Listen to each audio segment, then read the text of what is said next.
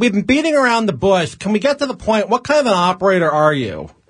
I'm a phone sex operator. A what?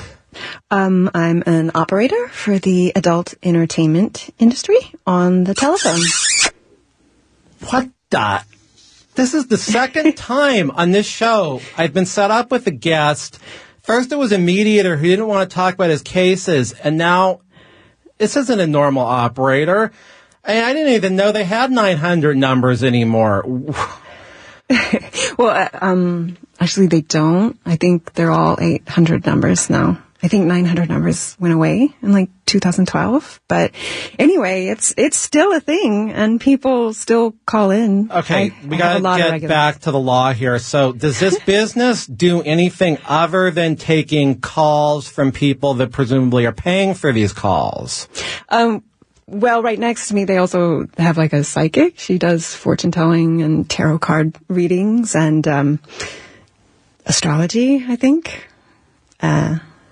Wow. Adult entertainment operators and tarot card readers lined up in the basement of a former bank vault. Oh, there's also, I guess it's like a phone a friend line. It's for, it's a group that cries. I guess a lot of teenagers call in and cries. Yeah, I guess it's like if you're, feeling down or it's the middle of the night and you need someone to talk to. People call up to cry. Yes, it costs $2.99 a minute, but you can call up and cry. So there's actually someone on the other phone when these people are crying? Well, not always, but they're supposed to be, yes. I probably shouldn't say that, but... Wouldn't it just be easier if these people picked up the phone and cried instead of calling in where someone might or might not even be listening? If they control the operation, you're likely to be classified as an employee. So what kind of control is being done in this operation? Well, I mean, that depends on the caller. I can be like the slave or the dom. It just depends on what they want. What is there to buy if you're on your employer's premise working, talking to people on the phone? Also, California Supreme Court, which clearly says these rest breaks have to be uninterrupted. Well, sometimes, to be honest, sometimes when I'm on a call with a client, I'll be texting like other moms from my daughter's school, and we'll be like arranging play dates and or I'm shopping. Well, I'm glad you can multitask when you're helping a man presumably live out his fantasies. My coworkers went to work at, she's wild and crazy. She needed more money. So she went to this other company and she takes calls from home. I presume these are adult-oriented calls? Well, yeah. She does phone sex operating, and she's also on Skype as well. Skype. I think this is going to invade some virgin territories. This is supposed to just be a telephone operator that I'm finding out it's an adult entertainment operator in a basement. Now we're bringing in the potential of webcams. I don't know. No, not webcams. I think... No, she uses Skype just for the coordinator. I guess like she logs into Skype and then the supervisor or the talent coordinator sees that she's online and that she's at home. And by the way, Cindy D. I actually did work for that company for like a month. My friend stayed with them. Oh, your friends did. How did the job end? Well, my daughter was at home, and sometimes she wanted help with homework, and I just didn't think it was good for her to come in and listen to mommy working on the phone, so I decided not to take it. Yeah, at least we have a little parental something here going on. Are there any other reasons, like, who ended this relationship? I never left my husband. I meant the employment relationship. Oh, the supervisor was actually, she was really nasty. She was the supervisor assigned to me for training purposes. She had a fit when I said I didn't want to have to pay for a landline because you need a landline for it. And I also made the mistake of letting her know that I mooched off my neighbor's Wi-Fi, and she didn't think that was a reliable or good way to conduct business. So, was your neighbor's wireless unsecured? I mean, you're having all this adult fantasy stuff at home, and I mean, what if your neighbor sees this? well, they should secure their wireless. But I was all ready to. Yeah, the supervisor was going to give me the job. It's just that the whole thing went down with me not wanting to pay for a landline or the whole wireless situation. So, she had a whole bunch of characters set up for me to do. Characters? Mm-hmm. I worked really, really well as a Japanese nurse. You're required to do all of these things? We would do different characters, and sometimes we would have to, we were supposed to write like bi-weekly blogs or bios for the characters and do shout outs, like little, blurps or tweets for each character. This sounds again like an employer controlling the situation, but... Can I do a shout out? If you must. Okay, so, a couple of my characters, there was an Irish milkmaid and a farm girl. I can't really talk too much details because of the company guidelines. Yeah? What about food? You were talking about meal breaks? Yeah. No, they made us buy our own food where I work in the vault. Employers don't have to supply meals if you're working 9 to 5 as an operator, even if this is the artistic variety operator. No, what I mean is sometimes we use food for props. Like I use hard candy for sucking noises. And I make Jell-O at home. This might be the part of the show where I have to get up and say, no more Jell-O. No, I bring the Jell-O to work, and sometimes I make them in molds, like a happy face with a big red nose, and then so I bring it to work, and sometimes I use the red nose first, and they don't reimburse me. I'm using a lot of Jell-O. Why would your employer want you to bring Jell-O to work? We have to make squishy noises, Yeah. I think I get the point. So, is this at the job now? No, yes, this is the vault job. Okay, Mm-hmm. And they're not reimbursing you for the Jell-O? No, does that count as a tool? Yes. How much is this running you, the Jell-O bills? I'm using a pack of Jell-O at least for every shift, so... A pack of Jell-O per shift? Right. That's quite a bit of Jell-O. I have a Jell-O bill and hard candy as well, and sometimes whipped cream. These are 8-hour shifts? Mm-hmm. Wow, that's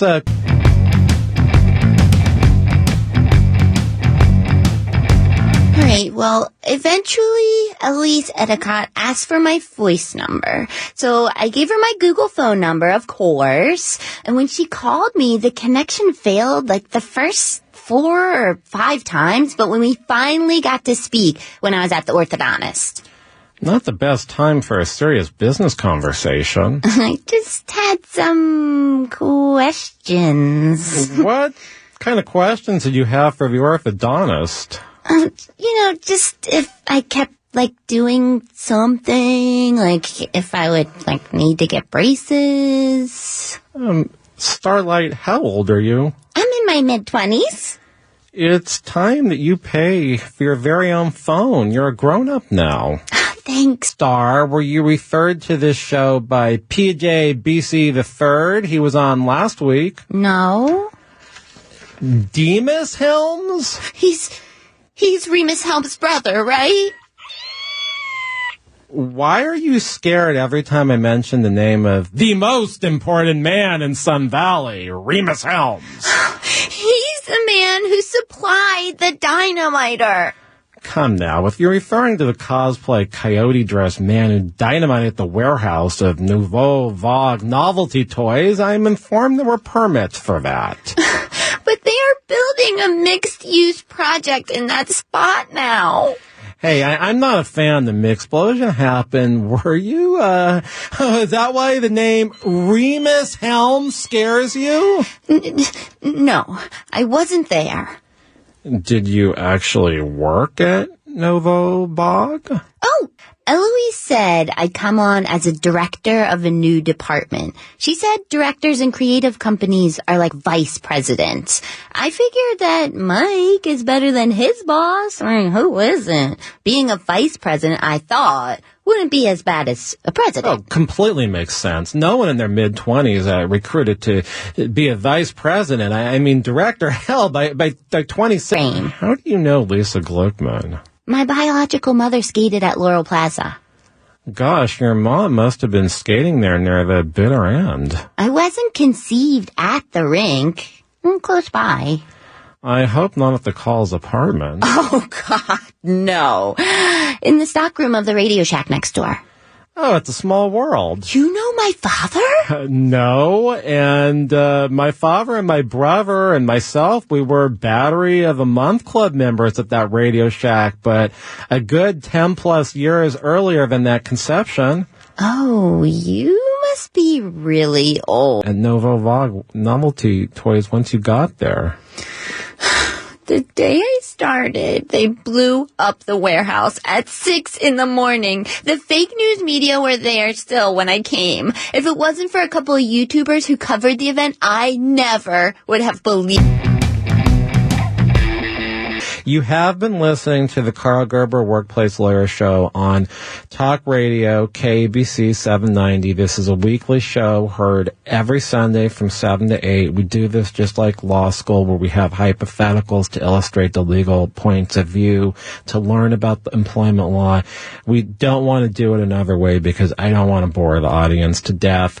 I got a call one day from this guy, and he's like, "Is this Mr. Gerber?" I'm like, "Yeah, this is Mr. Gerber." And I'm in my mid-20s back then, and being called Mr. Gerber wasn't where I wanted to be, but I went along with it. And he tells me, "Are you Mr. Gerber, the copyright lawyer?" "No, I'm an employment lawyer."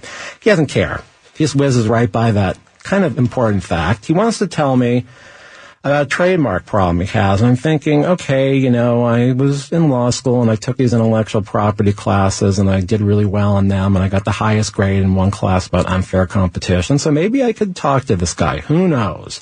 And back then I really didn't know how to get rid of those new clients, which is something you learn as you practice a little bit longer. So I asked him, "So you got a trademark. Are you a business owner? Is this you? What is this all about?" And he tells me he owns a $50 million entertainment company, and one of the products is being infringed. I'm thinking, interesting. This is my chance to go represent someone in a $50 million company. And so he tells me that the product being infringed is very personal. And he tells me he wants unauthorized copies seized and destroyed. So I'm thinking, yeah, under the trademark counterfeiting statute, there's a procedure you can have those infringed copies seized and destroyed. It's sort of like an injunction. I know, he tells me. I've had a lot of experience with that statute. So the guy calling is sounding really professional, easy to work with, things are going well. I say, let's talk about the product that's being infringed. Is it a registered trademark? Because if something is registered as a trademark, it's going to get better protection. You're able to fight the fight a lot better. He tells me it's a service mark registered with the Trademark and Patent Office. So I say, by the way, what's the product we're talking about? He tells me, it's a toy that women would use in the bedroom. I say, a sex toy? In order to register something, it's got to be distinctive. How would anybody know that this product is from your company? Mr. Gerber, I've been in the adult entertainment business for 26 years. 11 as a performer and 15 as the owner of a big adult company. Everyone saw my male member when I was in the movies, and everyone knows what it looks like. There's no doubt about it. They would know that this product ain't mine. And he tells me this in a pretty matter-of-fact way, not kind of like the way I just told you. So it was obvious it was this guy's business. I told him, I understand we need to establish this as a valid mark and all, so I got to ask you a question. How exactly would we do that? We've got to show that people would know. He tells me, oh, this is so embarrassing. You have to know. Imagine if you're at your relative's house, you're in your nephew's house, and this product is sitting there, and it doesn't look like you, and it's unsightly, and it's not the right size. Just imagine that, Mr. Gerber. And whenever the clients start telling you that you've really got to do something about it, that's a problem. So from a gentleman thinking that his male member had been infringed, it was not an employment call. I was young. I did not know how to get him off the phone. So back to that riveting story, if you can recall. He's telling me that he wants this product, which happens to be on the market. It's infringed, and it doesn't look like his male member, but everyone in the whole world knows what his looks like because he's been in more movies than anyone else. And I'm telling him this is going to have to go to federal court, which is, not a fun place to be. It's very serious. As a lawyer, you can't walk around in a jury trial. You have to sit at your podium. And he wants these products seized.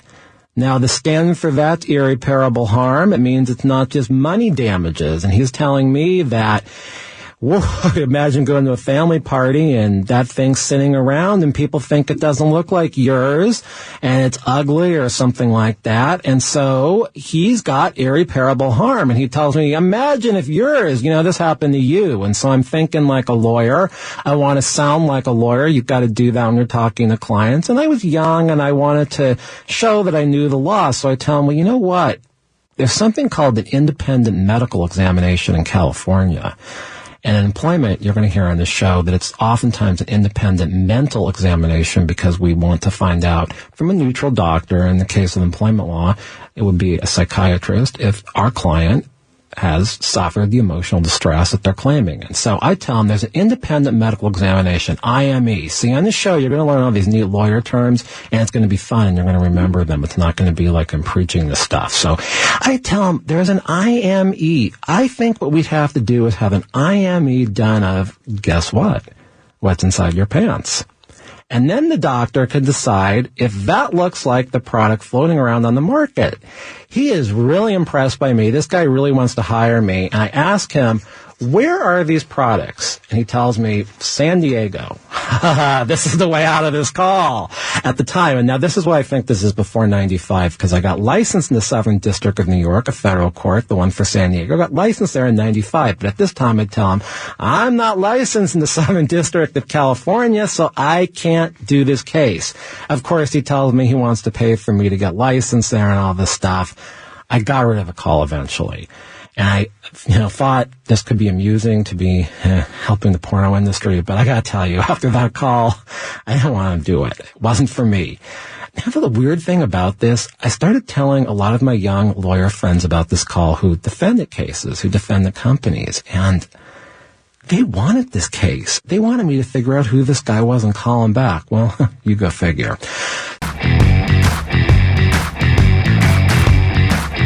Mr. Gerber, I heard arbitration might be fun because it's arbitrary, and the arbitrator doesn't have to enforce the law. You're right. The arbitrator is not bound by the law, and this is real. This is not a joke. I'm not sure it's supposed to be arbitrary, though. I just sort of like the idea of one really old guy with a Minotaur headpiece making a decision. It might just be wrong because there's no way of appealing the decision. Hell, I could have to pay millions of dollars because the arbitrator got it all wrong. Or maybe his Viagra didn't work the night before, or he thinks it would be funny to rip me a new one, or already have it ripped for me. Told that your robot told me Humanoid takes care of the human resource issues on your ranch for the non-human, dead, undead, unborn, slave master, and superheroes.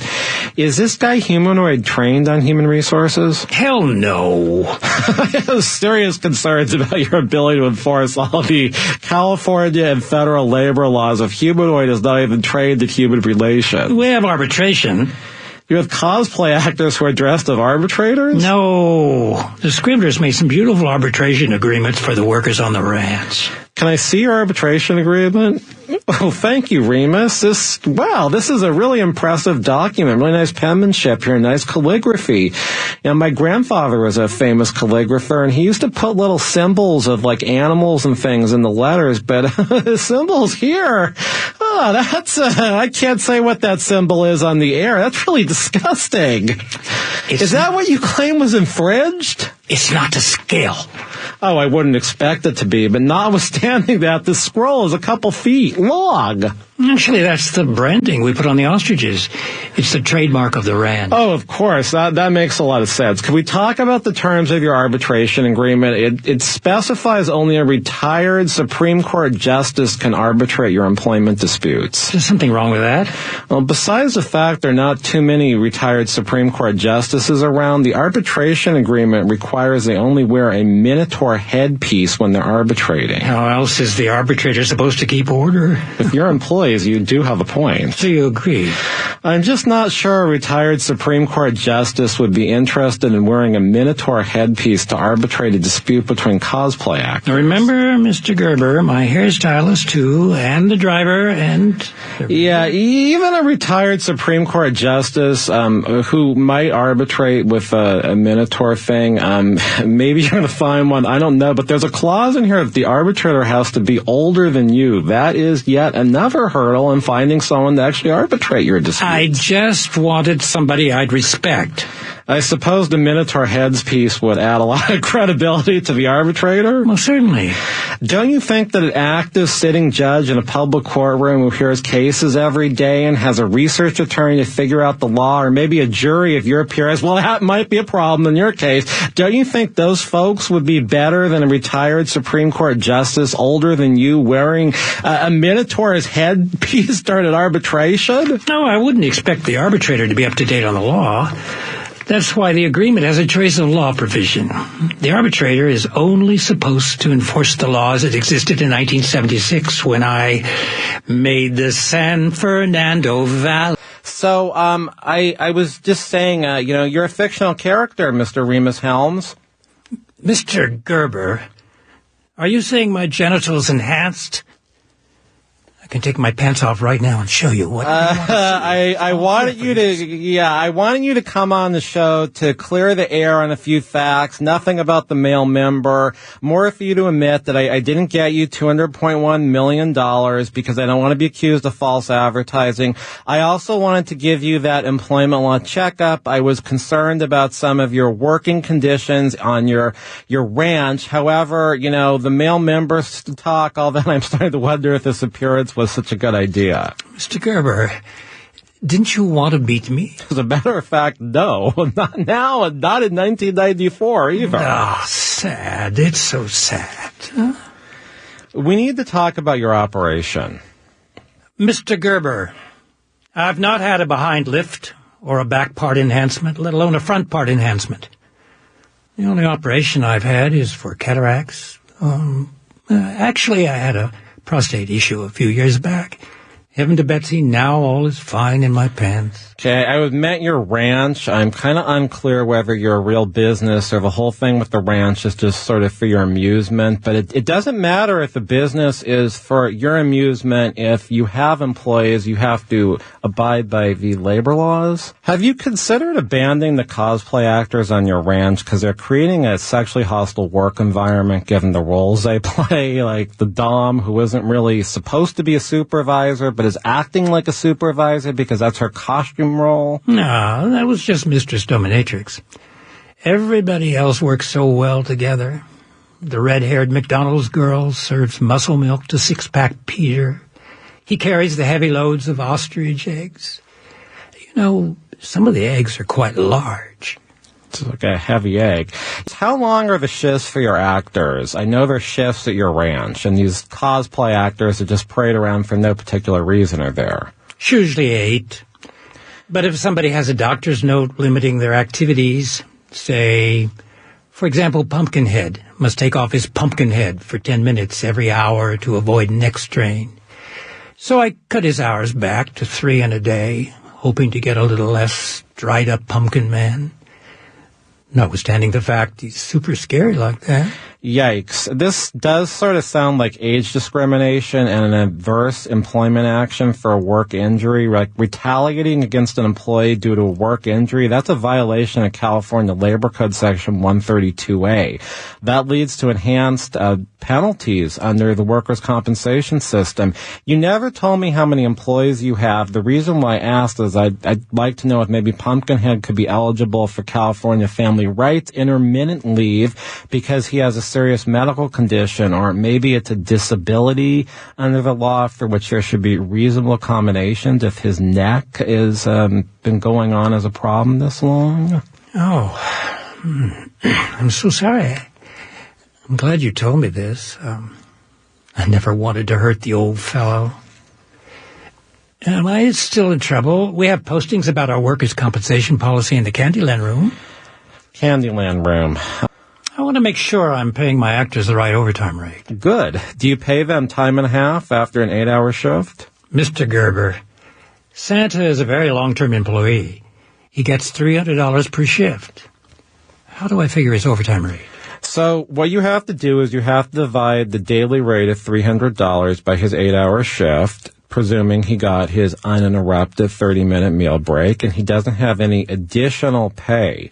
So right there, it's $37.50 an hour, which would be $56.25 an hour double time. But I do want you to think about whether he had any additional pay besides the hourly rate for figuring his overtime. During the holiday season, he works every day from sundown on Thanksgiving until right before New Year's. Oh, we eat ostrich meat and tofurkey on Thanksgiving, by the way. That's great. There's some rules about double time coming in on the 7th consecutive day if the employee has not had a day off. If that happens, which it sounds like it's happening with Santa during the holiday season there, the first 8 hours on the 7th day are going to be paid at overtime. After 8 hours is double time rate. And I remember, Rhemus, for your employees, if they're working more than 40 hours in a work week, they're not normal household employees. That may be different, but 40 hours a week, you start getting overtime. And if you work more than 8 hours in a day, that's overtime. So I'm assuming that in the holiday season, Santa is probably going to hit overtime by the 6th day in his work week because he's had a bunch of 8-hour shifts. And I'm really impressed, Rhemus. I'm glad you're taking notes on what I'm telling you. I'm glad to see you are taking notes on this, too. I've always trusted your judgment, Mr. Gerber. Thank you, Rhemus. Santa can earn extra pay. How would that be?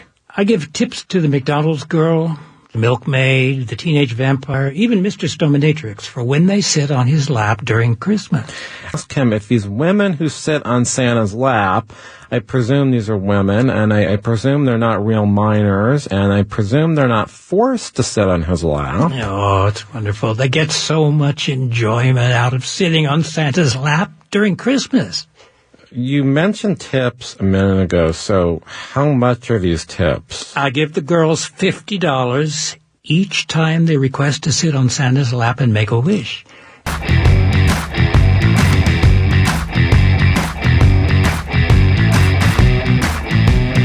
There's a pathology report. They are pretty certain she died of boredom. You know, a dull work environment. I always suspected something like this would happen sooner or later. Brace yourselves. XI0415. Are you talking about a cosplay robot? I wish I were. Thank you for adding something more interesting to this. I was concerned. XI0415 is the name of the corporation at issue. Even the name is boring and nondescript. What does it stand for? Nothing.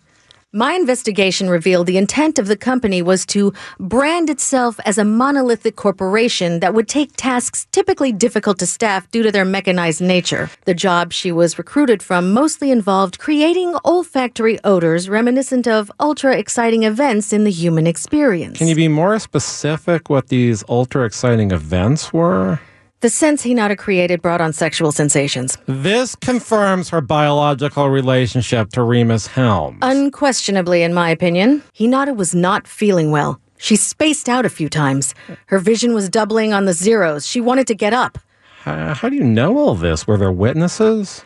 The problem is the witnesses could not understand what she was saying. None of them spoke English or Japanese. I'm not getting how you know this. The hole in the cubicle that emits monotonous voices, if need be, records everything that happens in the workplace. Why? No reason in particular, just to assert there's no privacy protection for an employee being recorded at work if the employee acknowledges that will happen. I want you to understand the factual circumstances relating to the death. Yeah, I'd like to know how factually someone can die of boredom. Hinata was not feeling well. She was mumbling a prayer about fishing, even trying out an accent. She noted the exit sign some 15 away from her cubicle. The sign shined a consistent LED green. It didn't even flicker. Very constant. She got up from her cubicle. She was feeling slightly less bored when she walked with one shoe.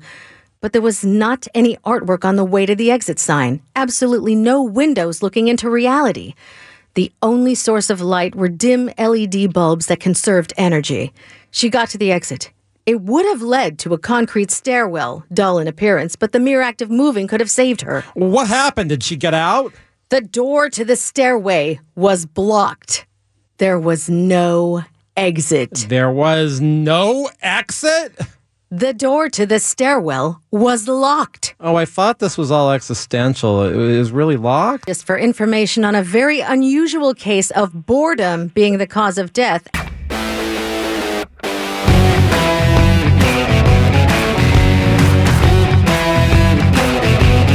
Who harassed who here? I'm not going to ask why. She pulled my tail. Even I could not resist. His tail is so soft and furry. It demanded to be pulled. Okay, so notwithstanding that this may be a costume tail, pulling a tail is still battery. How dare you refer to my tail as fake artificial foe? I am offended. Oh boy, I see where this is going. If something is touched, that is, I guess, something that's attached to a person, like the tail, that is battery. I'm not trying to make fun of this. I am a friend of man, but I am not a man. Do you understand? I catch your drift. Presumably only a person, though, can be sexually harassed. So if you're not men, or man, as you say, I'm getting a little confused. Are you discriminating against me? I could find an attorney if you are. Who gave you permission to speak? Both of you boys will behave, or Mistress Lubov makes consequences. We had this lady, the domineering type, saying that she had some fantasies about an android. I just touched his antenna. I had hoped he and I would be comrades. I have no friends. This is weird. Can we get some names here? I don't even know who I'm talking to.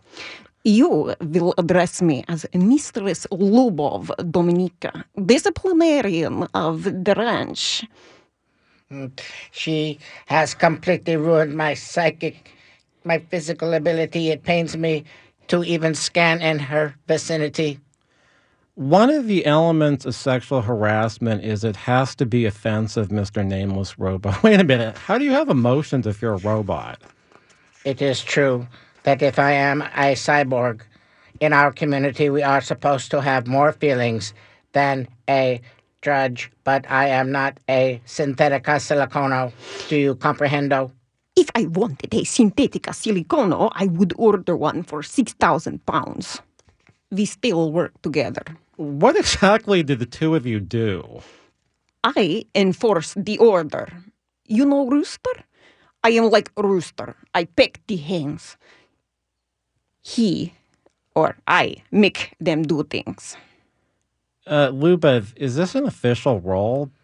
Now she acts like she's the chief flash manipulator of the ranch.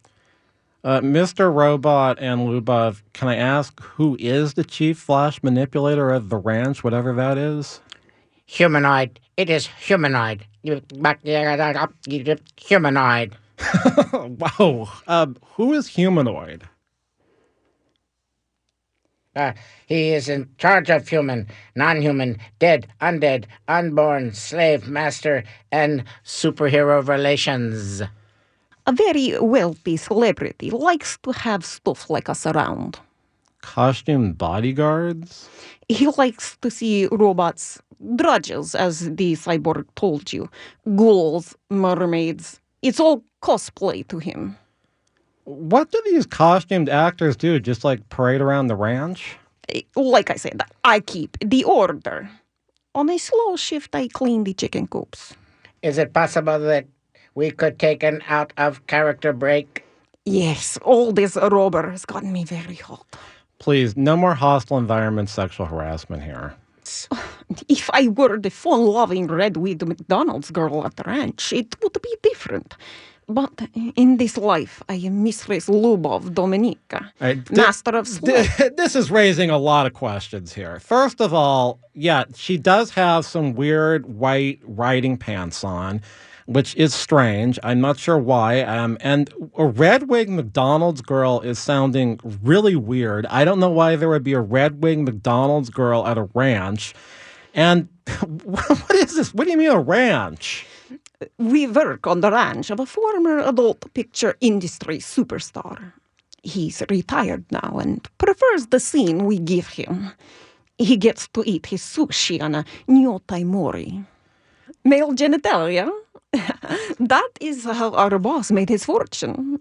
The world knew what his private part looked like, and then somebody made an unauthorized mold of his genitalia.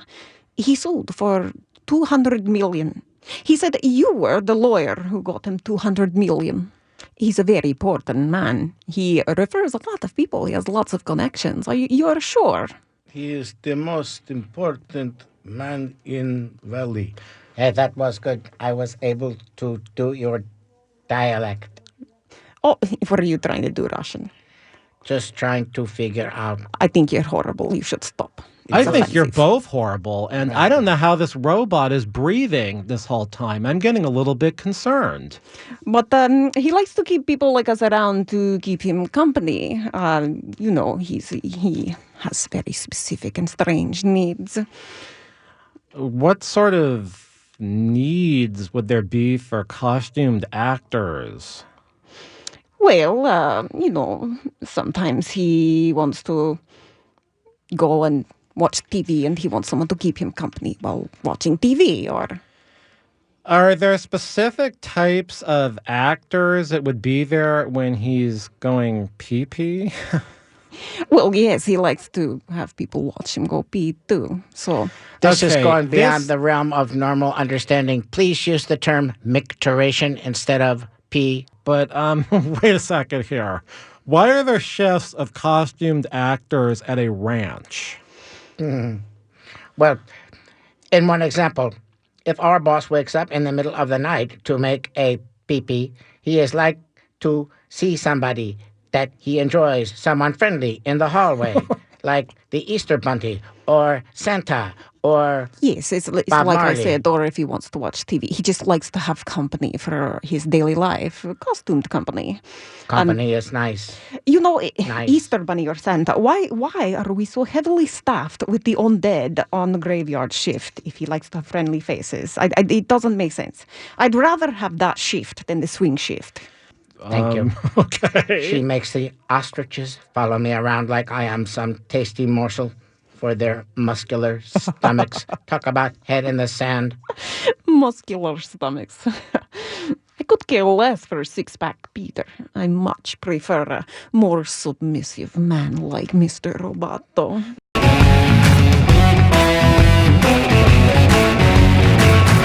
So maybe I'm not competent. Is that a crime? Wait, if you're incompetent, why are you representing the client? I am just saying what you're saying. I said defending one defendant in a case or controlled standby, one plaintiff, that can't take 15 to 16 hours a day. Who said I work on that broad's case 15 to 16 hours a day? You know, there's other stuff I had to do. Are we talking about the track? It's not exactly top secret that I spend a lot of my time in Santa Anita. Do you sleep? A lot of bright ideas come to me in my sleep. This is the time that's worth at least 2 billable hours a day. Are you admitting you bill 2+ hours a calendar day on the off chance that the brightest idea may come to you when you're asleep? What am I supposed to do? Bill for all 8 hours? come on, I'm giving my clients a break and just charging them for 2 hours. But I do have a pleasure every once in a while. Yeah, I've got a lot of hobbies myself. Los Angeles history, exercise, backbreaking near-death construction experiences. Well, writing the show every week, too. Oh, well, yeah, I've got hobbies, too. That's the good thing about my office. From what I've heard, there's nothing good about your office. Isn't it like one room in the back of a Nuru massage clinic? Oh, yeah. What's good about that setup? It's in the back of something. Oh, Jesus. What you said. Oh, Jesus. Well, yeah, I mean, come on. Now I know why you're so greasy looking. Actually, I think you'd still be greasy without all that odorless, tasteless oils that ooze into your office. Hey, the oil doesn't always just ooze in. I's invited. I'd rather not picture that scene. I want you to know, a very important Nuru nurse founded the clinic that subleases me my space. Maybe a celebrity Nuru nurse? Rhemus Helms fathered her child. Yes, Rhemus Helms, the most important man in Sun Valley, California. Wait, the Neuronews wouldn't happen to be Hanita Orchid Helms' mother, would she? Yes, that's the very office I rent that it used to be Natsuki's personal office. Would you imagine that? Dombass sitting in the same chair Natsuki used for VIP body rubs. Maybe the same chair where Hanita was conceived. Yuck! All the more reason why I don't find you to be a reputable lawyer. I have to churn the cases to make rent. $1,500 a month doesn't come easy to me. Is that the fair market value of a tiny windowless office in the back of a Reseda Nuru massage clinic? Hey, there's benefits. Make me happy, and don't tell me about those benefits, as I thought you only did one case at a time. I like to do only one case at once because it's hard to build 2 clients 15 to 16 hour days. I'm not a total retard. Natsuki went back to Japan. Okay. I get all of her mail. That doesn't impress me. I've heard you have stacks of unopened mail on your desk. Is all that mail hers? No, the unopened mail is on cases. I open Natsuki's mail. That's how I find out she was Hanita's mother. I always open her mail because it's fun. Sometimes there's pictures of Nuru nurses who think Natsuki still owns the clinic, and they want Natsuki to give them a job or sponsor their work visa. Hey, do you know anything about immigration law? Almost nothing. I'm an employment lawyer. Well, that's too bad. I thought I'd ask your opinion on something. I just took an immigration case for one of those Nuru nurses who wanted to work for Natsuki. You get your clients opening ex-tenants' mail? Not all my clients. I don't really want to say it or anything, but I think that Hollywood got involved in this somehow. I think that maybe the company sent a picture of me to TV and they put it like on the news. And they said, this is a picture of what a typical gay man looks like. And then this was broadcast all over the place. Do you really believe that? If anybody or everybody in California knows who you are, how could I pick an impartial jury in your case? We couldn't. Then I guess you're saying we'd have to go with a judge trial, which is what you do if you don't want a jury. No. The judge would know me too. It's like I've become, notorious. It's like my picture was sent to TV, and they said, this is a picture of what a typical gay man looks like. In this particular situation, the virtual warehouse is no warehouse at all. There's nothing nothing. There's no warehouse at all. Are novelty toys going to be stored somewhere else? No, and that's the joke. See, customers purchase online and told that, well, take for instance, a dollar bill of our president wearing an adult diaper. Well, instead of the gag gift actually being shipped to these individuals, the customers emailed, "Ha, we got you. We don't have a warehouse anymore. We don't have, and you've only paid 4 cents for a Trump bill, and you'll never get it." Sounds like fraud on the customers. So, well, as I said, I did complain about the virtual warehouse, and I thought it was a very bad idea. I said for 4 cents for a joke like that, it might be funny, but for $39.99 for a couple's underwear that a couple can't even fit in together, now that's taking something for nothing. The couple might be too beamy to fit in the underwear together. No, it's never going to be shipped. The joke's on the customer. We have a virtual warehouse that doesn't even exist, and it only has virtual props. Problem here is the warehouse is gone. Yeah, the warehouse is so gone. I mean, it's really gone. I mean, Demus had Rhemus Helms bring in this coyote costume guy who dynamited he just blew up the whole place. Oh no, that's terrible. Did he go to jail? Who, Demus? No. The costume actor did, though. They stopped him in this Dodge panel van 67. It had white walls and all. And they said, there was no way that he could see driving around Lawndale with that bandit mask on. And he almost crashed into one of those big digital billboards advertising a show claiming that you are an expert in employee rights. So, I mean, are you? Well, what we tried to do is keep everything Lilliputian style, and I guess you know what that means, right? You didn't keep much stock in the warehouse? We shrunk everything down. Shrink wrap? No, I mean, like everything plastic. We heated it until it shrank. Doesn't that cause cancer? I think so. Are you sure Rhemus Helms didn't really run Nouveau Vague novelty toys?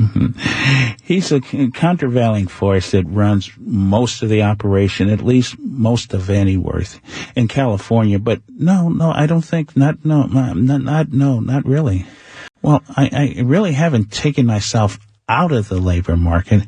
I'm just looking for other opportunities. It's that point in the show where I have an unusual guest, and I have to say, I hate to ask, here it goes, I hate to ask, but what other opportunities are you looking into? Concert pianist. Is that something you have a lot of experience in? Not necessarily, but I really know I would be a real good one. Presumably you're musically inclined, you read music, you play another instrument, maybe? Well, I've always enjoyed playing the kazoo after dinner, especially if peas were served, especially those organic honey and organic English peas from the good farmer's market down the road. But I really don't read music, but I do have a good sense of what comes next. When Papa died, Mother went to work full-time. She got fired from the Van Nuys Hotel for not wearing blue eyeshadow to work.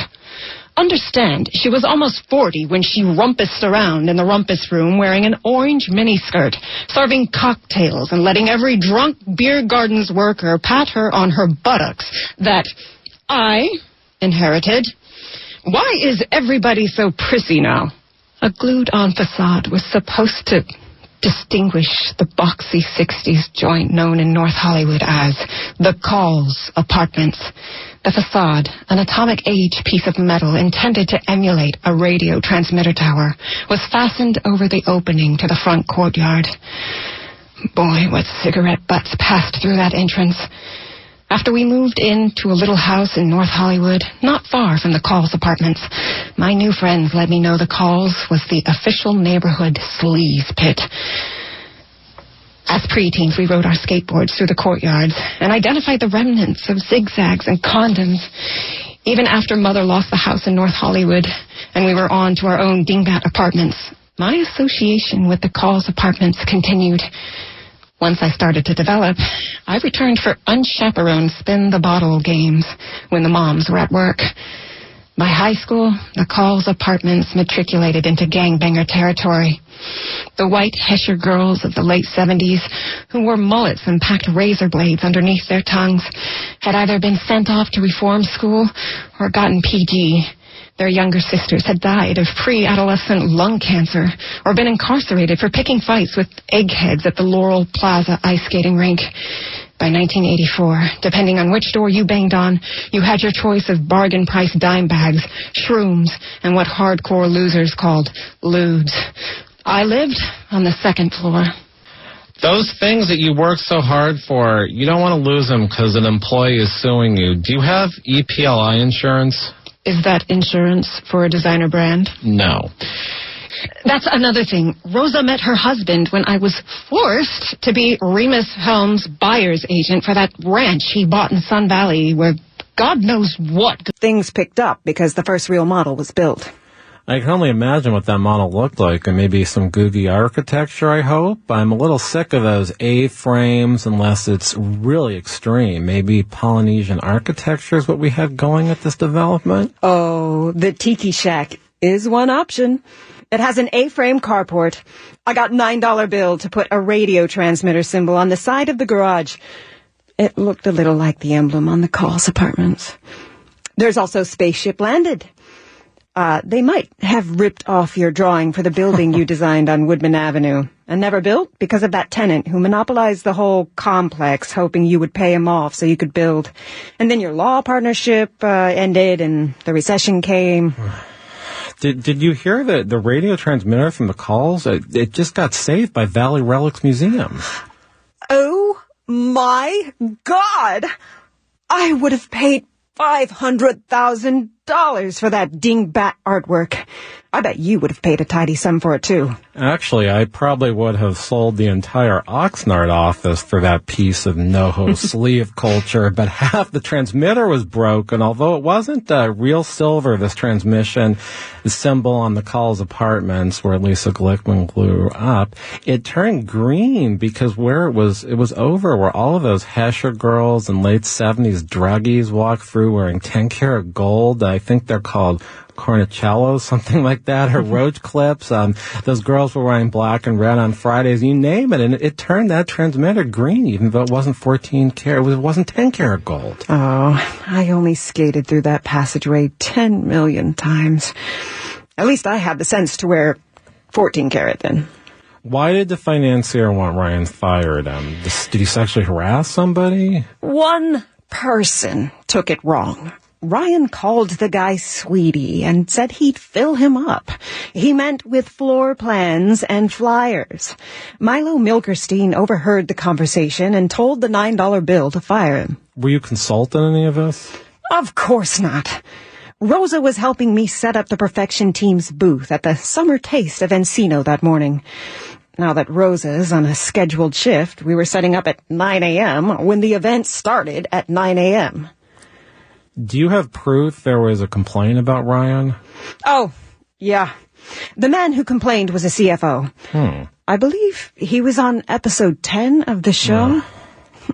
He claimed the whole world was making a groin-grabbing gesture towards him, and his picture was sent to Hollywood as a picture of what the typical gay man looked like. But he wasn't gay. The guy thought if he moved to Palm Desert, he might escape Hollywood. Yeah, that guy was either very homophobic or his fear of being gay was part of the mental illness. But the company's psychiatrist, I remember reading, didn't think he had a mental illness. So that guy must be working again if he's got money to buy into As Seen on Color TV. As far as I know, the guy got married to another man and said he only did it because the whole world thought he was gay. Gee, the extremes some people go to. I almost wonder if his whole act about the picture being sent to Hollywood was just part of a lead-up to him claiming he had no choice but to enter into a gay marriage. Before I got out. Were you disciplined for not answering that phone fast enough? Imagine Lisa Glickman breaking glass with her voice. No, more like insulting everybody in the village, but not doing it by name. Lisa says now that she is some age she won't say, she doesn't have time to wait. Anyway, Lisa decides there will be a Western barbecue for the first Sunday open. Some developer is just going to buy it anyway and carve 20 half-acre lots and get in the 5s for each new house, maybe more. Anyway, a tractor-trailer backs into the driveway. More of a road in this case. You know, the kind of tractor-trailer that falls into Teamster Category 8 with 2549 cubic yard and dump. I mean, people get paid $57 an hour to drive these things. I actually represent some of them now. Sorry to interrupt. Oh, well, then you know, they're huge. It's quite a long tractor trailer, and I imagine there must have been a lot of hay in there. Yes, the end dumps hundreds of bales of hay onto the front of the driveway and leaves. Of course, nobody can get in or out. Lisa's diamond silver AMG 63 is trapped in there. The damn car costs more than a judge makes. So Lisa is working out in her Lemon Lulus and Tap Chloe Kai platform Esperils, all open, when she's got a new $200 pedicure and hay is making red marks all over her toes. She's pitching these big bales of hay, almost as tall as her, getting them out of the way. What am I supposed to do?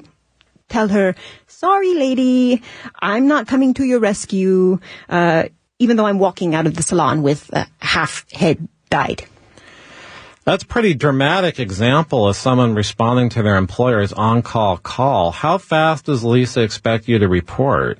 Immediate. The time spent waiting to be called should be paid at minimum wage, and I'm arguing in a lot of these cases that it should be paid at your actual hourly rate under Business and Professions Code 17200. If you restrict it during the time you're waiting to be called by your employer, they should be paying for that. I first started with Lisa. I lived in Santa Monica. It took me 2 hours to get to Longridge in Sherman Oaks one day. Lisa almost fired me, but she felt bad because when I showed up, the antifreeze was pouring out of my 2005 Jetta. The thing overheated, sitting in traffic, trying to get to the 405. Did you move for this job you have, Rosa? I sort of wanted to move out of Santa Monica anyway. I got run over by some guy about my husband's age, 32, maybe. He had a beard that hung down 6 inches below his chin, a real square beard, feathered on the sides. He was an idiot. This sounds terrible. Were you hurt? It was just an e-scooter, and he was riding drunk. Obviously, that's how I broke my last phone. Also, I met my husband through her, and he doesn't always have work. Is your husband friends with Lisa Glickman? Not really. Lisa sold Rhemus Helms the cosplay ranch in Sun Valley. Oh, man. I can't blame him. He only wants to be represented by the best. I heard he harassed you, even though you're not like a trademark lawyer. So clearly he has good taste. Sun Valley is way out of Lisa's comfort zone anyway, too close to where she grew up, but he demanded that she represent him. So Lisa decided it was easiest to deal with my husband. The rest of Remus's people were really too weird. You can say that again. They've been on this show, and I had to deal with them. They were bizarre. Some dude walking around with a pumpkin head. Oh, I've heard about him. A woman with a riding crop and a robot with a tail and an Easter bunny. There was an Easter bunny. The robot and that woman were on the show. Oh, really? Yes. They had a strange dynamic. Why does everyone try to evade a lawyer's question? I just wanted this groovy-looking man's English name, so listeners had some context on who they're hearing from. Oh, I'm sorry. Demus Helms here. That is D-E-M-U-S. D for delinquent, E for etiquette, M for man, U for unnecessary, and S for saffron. I was named after my great-grandfather, Bemis Helms. I hear he was a little bit of a beamy, if you know what I mean. I'm not going to ask what your father's name was. Probably rhymes with... Well, a sorority realized 35 of the 70 sorority sisters were not going to bring dates to the annual semi-formal. They contacted Rhemus, and you better believe it was raining men that night. I'm afraid to ask. Back in the day, I had to create the box for the doll. Well, imagine your brother doing nude modeling for you. I can't say who is 72. Scout's honor. I'm an Eagle Scout. You, Demus, don't happen to be 72, are you? Well, I'm not 82, if that's what you were thinking. Candor is needed when talking to a busy employee lawyer like me. Do you want me to get this case wrong? Another department is also being gutted. Yeah, but if you just happen to be 72 and you aren't even the one being laid off, I don't know where this is going. I never know where anything is going these days. I send out communication on the internet, and the clairvoyant knows I sent them. Assume I am being replaced by somebody who's 41. I will assume that is substantially younger than you. No offense, but replacements who are substantially younger create evidence of age discrimination. Substantially younger is at least 10 years younger, maybe 15. Are you saying I am a card-carrying member of ARP?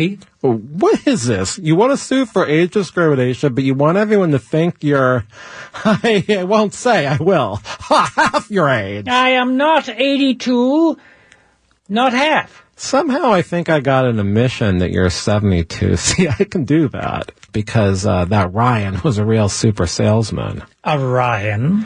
Luckily, he was only a Ryan. He was fired by the financier for sexual harassment. The CFO, who claimed his manager spread his picture to Hollywood as an effigy of the typical gay man, complained. That guy was on episode 10 of a show. Yeah, I saw some weird thing on TV.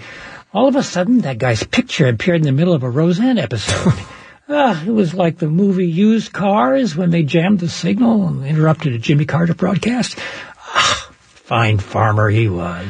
If you're planning to retire from your present job shortly and the company knew you might have limited lost wages, that's the problem with a lot of these age discrimination cases. Either the damages aren't there because the employee decides to retire and not look for work, or the damages are gigantic if it's somebody in their 50s or they plan to work another 8 years or something, and the labor market statistics show the employee's ethnicity and educational level, they're likely to work a long time given their age. But if you decided to speed up your retirement, or if your company decided to speed up your retirement because you wouldn't mind, they thought, because you're going to retire anyways, that's an interesting one. Is that evidence of age? Was age a substantial motivating factor? Because had you not planned to retire due to your age, you wouldn't have been shoved out. First of all, I haven't been shoved out. I'm just perplexing you with hypotheticals based on incomplete, possibly inaccurate information.